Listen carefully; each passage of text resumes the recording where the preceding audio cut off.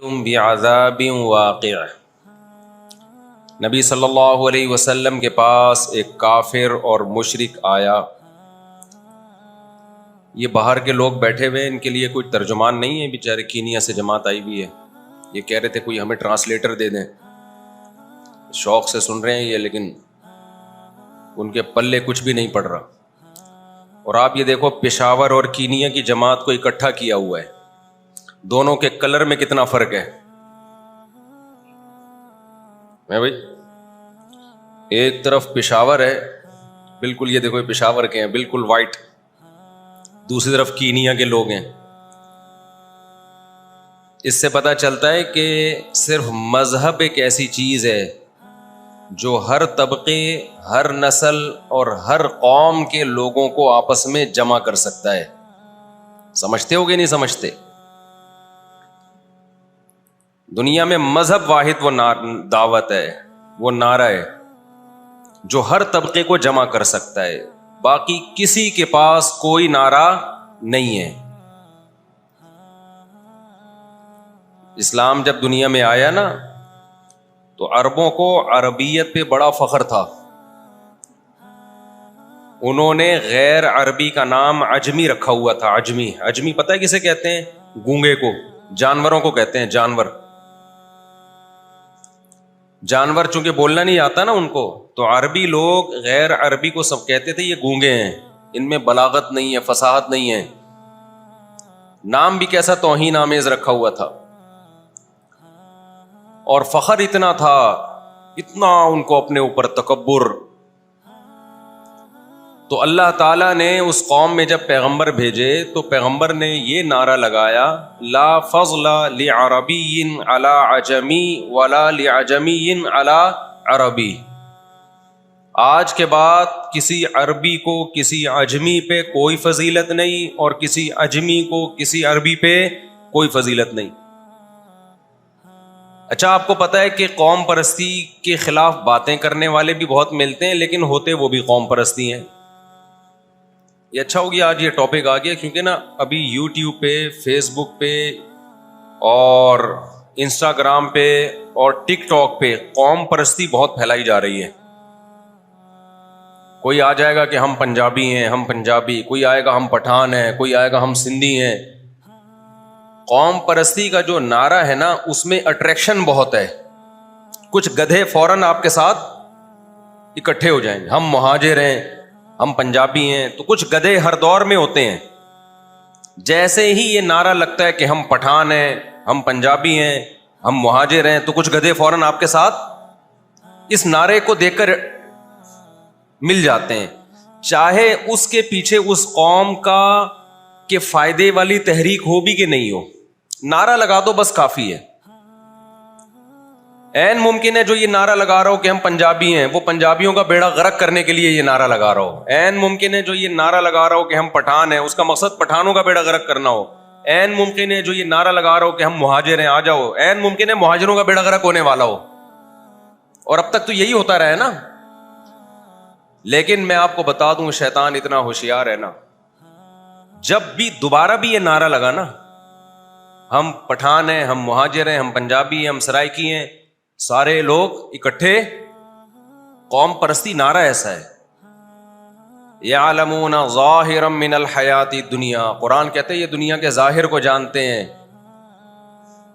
یہ کسی بھی چیز کی گہرائی، جو خواہش ہے، نفسانی کا غلام ہوتا ہے نا، جو آدمی نفس پرست ہوتا ہے، وہ ہر چیز کو اوپر اوپر سے لیتا ہے، کسی چیز کی ڈیپتھ میں جا کے، اس کی گہرائی میں جا کے نہیں دیکھتا کہ اس نعرے کے پیچھے کتنے خطرناک عزائم ہیں۔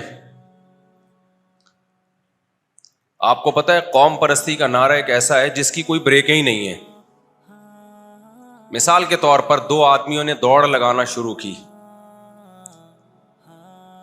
آپ کو کہا کہ جو اس میں جیت گیا اس دوڑ میں، اس کو ہم اتنے پیسے دیں گے۔ ہر آدمی کوشش کرے گا نا کہ میں دوڑ میں کیا کروں، بولو جیتوں۔ لیکن آپ دیکھو گے یار مجھ میں اسٹیمنا بھی ہے یا نہیں ہے۔ آپ کہو گے بھائی گراؤنڈ کتنے کلومیٹر لمبا ہے جہاں ہم نے دوڑنا ہے؟ وہ کہے گا 1 کلومیٹر۔ آپ نے کہا چلو یار، وہ کہے 2 کلومیٹر۔ ہو سکتا ہے کچھ لوگ ہٹ جائیں، کچھ کہیں نہیں یار ہم 2 کلومیٹر نہیں دوڑ سکتے، لیکن ہو سکتا ہے بعض لوگوں کا بڑا زبردست اسٹیمنا ہو, وہ آ جائیں گے. پھر آپ نے کہا نہیں ایکچولی 2 کلومیٹر نہیں 3 کلومیٹر ہے, 2-4 لوگ اور چھڑ جائیں گے, نہیں چھڑ جائیں گے یار 3 کلومیٹر کون بھاگے گا, لیکن بڑے بڑے فنٹر وہ رہ جائیں گے. پھر اس نے کہا نہیں 3 نہیں 4 کلومیٹر ہے. تو بھائی وہ ہوتے ہوتے کم کرتے کرتے 10 کلومیٹر بھی لے گیا نا, تو ایک آدھ شاید بچ جائے. لیکن اگر اس نے کہا کہ لامتناہی ہے, بھاگتے رہو گے ساری زندگی, کبھی بھی یہ فتح نہیں ہوگا, تو دنیا میں سب سے بڑا جو بے وقوف ہوگا نا, وہ آئے گا اور کہے گا میں اس مقابلے میں شرکت کرنا چاہتا ہوں. تو قوم پرستی ایک ایسی دوڑ ہے جس کا کوئی اینڈ.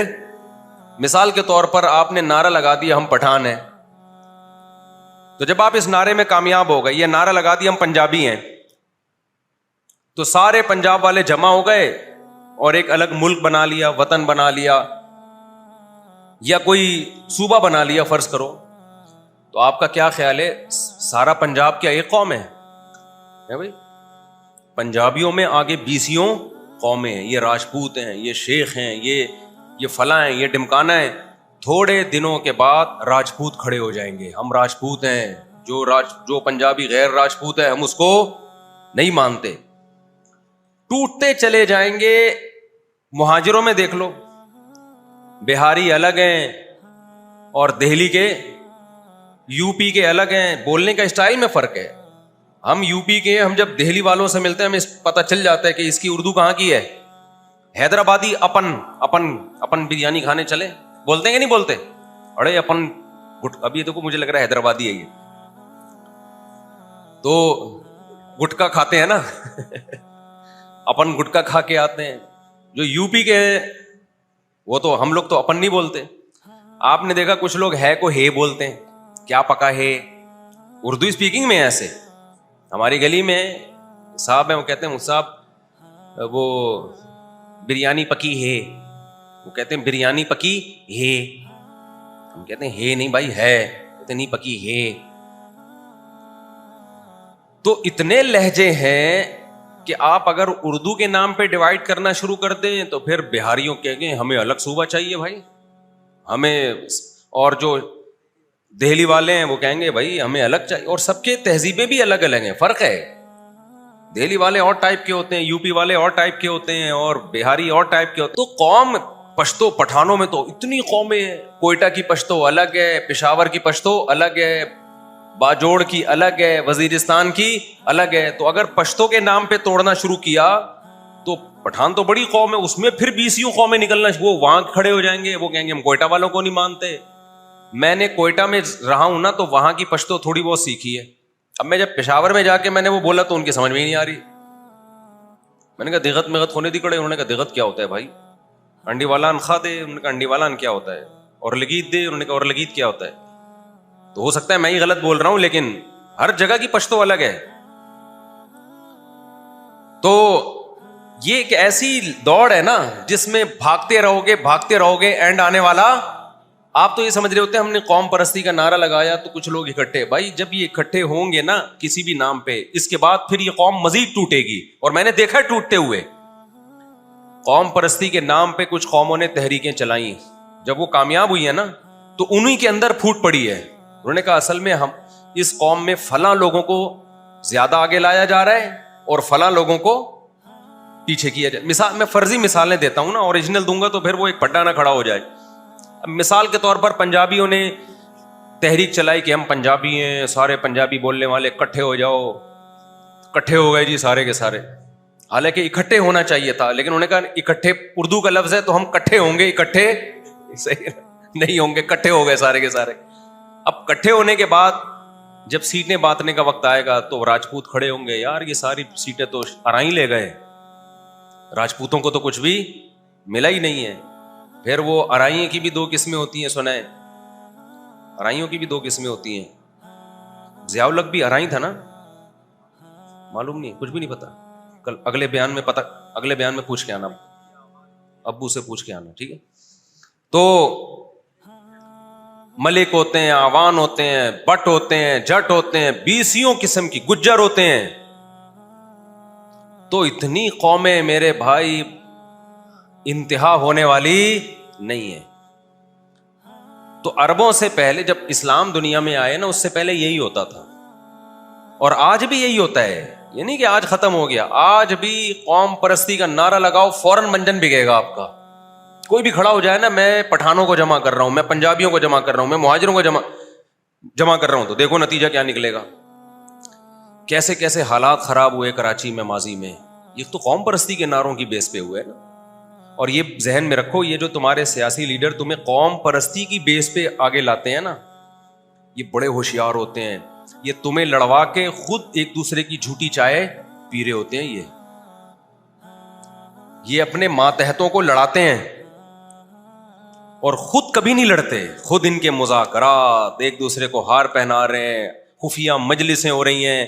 اس لیے کبھی بھی قوم پرستی کے نعروں میں مت آیا کرو، بالکل ٹھکرا دو. میں دیکھ رہا ہوں سوشل میڈیا پہ نا بہت اچھا رہا ہے، اور نیچے لوگوں نے بڑے کمنٹس کیے ہوئے ہوتے ہیں.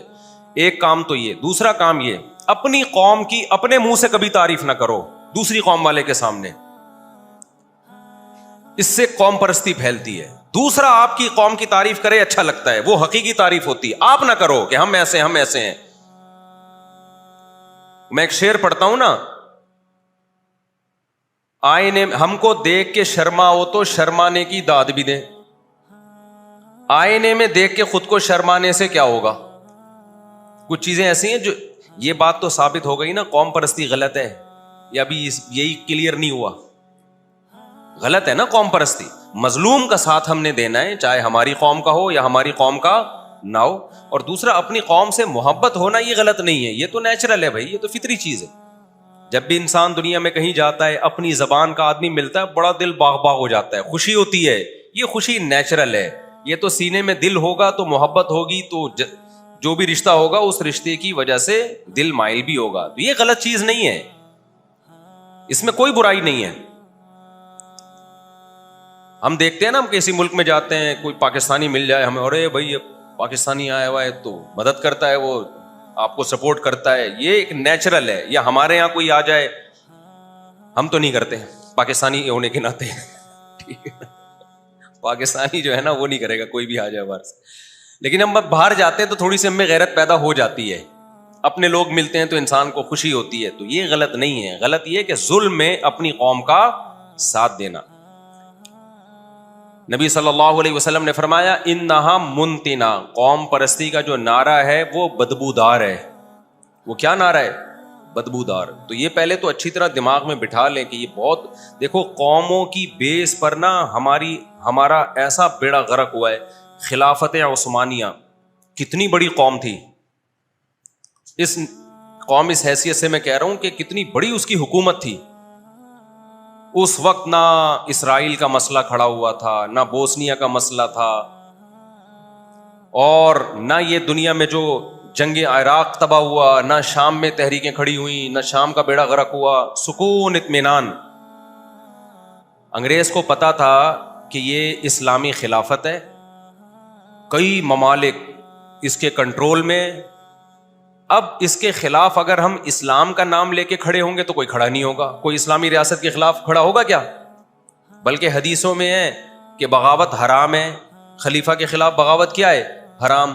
تو انہوں نے عربوں کو جا کے سمجھایا کہ قرآن تمہاری زبان میں نازل ہوا، اسلام تمہاری زبان میں آیا، محمد صلی اللہ علیہ وسلم عربی تھے، چاروں خلفائے راشدین عربی تھے، نبی کے بیٹیاں بھی عربی، نبی کے داماد بھی عربی، نبی کی خالائیں پھوپھیاں بھی عربی، اور سارے عرب، اور صحابہ سارے زیادہ تر میجورٹی عرب تھی. دنیا میں اسلام تو انہوں نے پھیلایا، بنو امیہ، بنو عباس، جہاں پوری دنیا میں خلافتیں یورپ میں لے کر گئے. اور اب یہ اجمی، یہ ترکی ہیں بھائی، یہ پوری دنیا میں تمہارے باپ بن کے بیٹھے ہوئے ہیں بھائی. مکہ مدینہ کو مرکز ہونا چاہیے تھا، مرکز ہے ترکی. یہ نعرہ ایسا لگایا نا، جو سعود عرب میں سارے عرب اس سے متاثر نہیں ہوئے، بہت سے عربوں نے اس نعرے کو ریجیکٹ کر دیا، بولا نہیں بھائی ہمیں توڑنے کی کوشش ہے، کوئی فرق نہیں پڑتا عربی بادشاہ ہو، خلیفہ ہو یا اجمی ہو، اس سے کوئی فرق نہیں پڑتا. لیکن جو شریف مکہ تھا نا، وہاں کا مکہ کا جو والی تھا، اس کو یہ بات سمجھ میں آ گئی. شیطان نے اس کو ورغلایا کہ عربی آیا, اس کے ہاتھ میں بھی کچھ نہیں, ٹھیک ہے نا, ملا اس کو بھی کچھ نہیں. اس نے بغاوت کی. ترکوں نے کیا کیا, ترک چڑھائی کر سکتے تھے مکہ اور مدینہ پہ, ترک میں ادب بہت تھا مکہ اور مدینہ کا. ترک خلفاء ایسے اسلام کے محافظ تھے, ایسے محافظ کہ آج تصور نہیں ہو سکتا. بہت زیادہ ادب کرتے تھے مکہ مدینہ کا. ٹھیک ہے ان میں کچھ بدعتیں تھیں, وہ غلط تھیں, کچھ خرابیاں تو ہر ایک میں ہوتی ہیں بھائی. دنیا میں کون سی گورنمنٹ ایسی ہے یا کون سا انسان ایسا ہے جو 100% درست ہو؟ گھر بھی چلتے ہیں ایک دوسرے کی خامیاں برداشت کر کے, ملک بھی چلتے ہیں ایک دوسرے کی خامیاں برداشت کرتے, خلافتیں بھی ایسے ہی چلتی ہیں, 100% صحیح کوئی بھی نہیں ہوتا. تو جو غلط ہو رہا تھا اس پہ آواز اٹھاتے رہتے, بھائی یہ مزار بنے ہوئے ہیں, غلط ہے, یہ نہیں ہونے چاہیے, بزرگوں کے مزار نہیں, مٹی ایک بالش قبر ہونی چاہیے, بس اتنی آواز اٹھتی رہتی. ٹھیک ہے, بدعتوں کے خاتمے کی کوشش ہوتی رہتی. لیکن کیا ہے کہ جی عربوں کو سمجھایا کہ تم عرب, اور یہ ترک کیا کر رہے ہیں, یہ سعودی عرب پہ بھی, حرمین پہ بھی ان کی حکومت. اتنا بڑا علاقہ تھا نا, آپ نقشے میں دیکھو, رشیا چھوٹا پڑے گا آج. ہندوستان میں ایک الگ ریاست تھی ہماری جس میں بنگلہ دیش اور برما بھی آتا تھا, اور یہ ایک الگ, دو بڑی حکومتیں تھیں. تو اب کیا ہوا کہ اچھا ہندوستان میں جو مسلمان بادشاہ ہے نا, جو بھی ہوتا تھا, وہ بھی خلیفہ کا خطبوں میں نام لیتا تھا. لڑائی اس کی اس سے بھی نہیں تھی, ہر خطبے میں خلیفہ کا نام لیا جاتا تھا. نتیجہ کیا نکلا ہے جی, شریف مکہ نے بغاوت کر دی. اب ترکوں کی توپوں کا رخ مدینہ اور مکہ کی طرف بغاوت کو چلنے کے لیے, لیکن ترکوں نے, خلیفہ نے وہ توپیں چلانے کی اجازت بولو نہیں. آپ کسی سعودی عرب کے بوڑھے سعودی سے پوچھیں جس کی عمر 90-100 سال ہو, وہ بتائے گا آپ کو. بتاتے ہیں وہاں کے لوگ کہ ساری توپوں کا رخ انہوں نے مکہ مدینہ کی طرف کیا, بغاوت کچلے ہیں, مگر خلیفہ نے پرمیشن کہا مکہ مدینہ پہ بم نہیں برسا سکتے ہم. اس نے کہا یہ کیسے ہوگا, نبی کے, یعنی ہم نبی کے شہر پہ گولے برسائیں ہم. اب بتاؤ ایسے محافظ ملے اب دوبارہ کبھی ملے؟ قوم پرستی کا بدبودار نہ, ہم عربی ہیں, عربی عربی, عربیت کی بیس پہ بغاوت ہوئی, اور بالآخر حرمین خلافت کے حصار میں سے نکل گیا. پھر جگہ جگہ بغاوتیں شروع ہوئی, وہ ترکی کا تو بیڑا سمٹ کے اتنا سا رہ گیا. اس کے بعد پھر بغاوت تو ہو چکی تھی, وہ شریف مکہ کے ہاتھ میں بھی کچھ نہیں آیا. پھر یہ اہل نجد اٹھے جو آل سعود ہیں, انہوں نے دیکھا کہ جب یہ میدان خالی ہے اور خلیفہ کے ہاتھ سے تو نکل گیا ہے, تو انہوں نے پھر لڑائیاں لڑ کے اپنے قبضے میں لے لیا. لیکن انہیں توحید کا نظام نافذ کیا, بدعتوں کو ختم کیا, یہ ایک اچھا کام کیا وہاں پہ. لیکن جس نے کی تھی ہاتھ میں اس کے بھی کچھ نہیں آیا. تو کتنا بڑا نقصان ہوا مسلمانوں کا یار.